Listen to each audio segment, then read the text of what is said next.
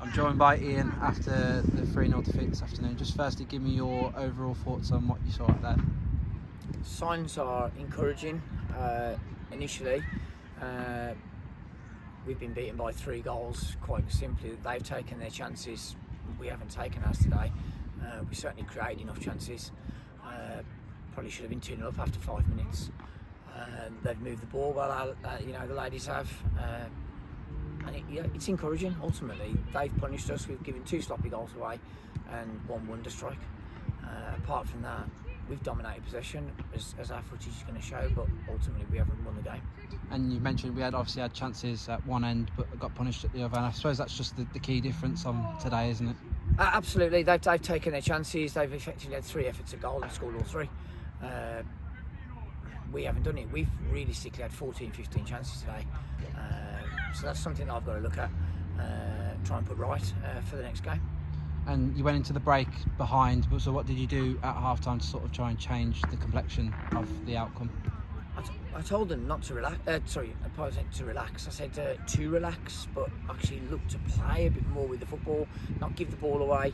No need to force the ball. They weren't actually pressing us high, so we had plenty of time to play them passes. And we just needed to play the game. I took them for training on Thursday the first time, and it was encouraging signs.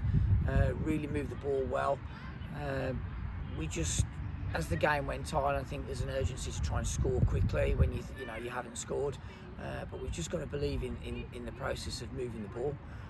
We've got technically good players. We will, no doubt about it. We will go on good runs. It's just going to be a process now for us.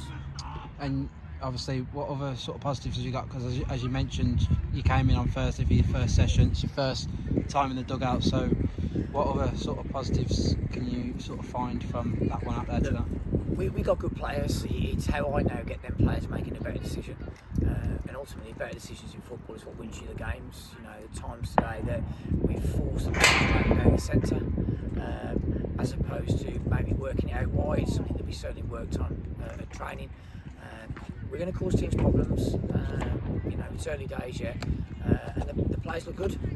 So there's nothing to panic about from my point of view, but I'm just going to make sure that they're now sharper.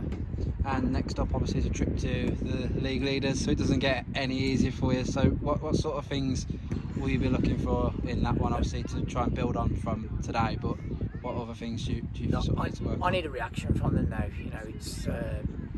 It's difficult in there for them at the moment because they have played well and ultimately they haven't got any points. So it's a case of picking them up on Tuesday.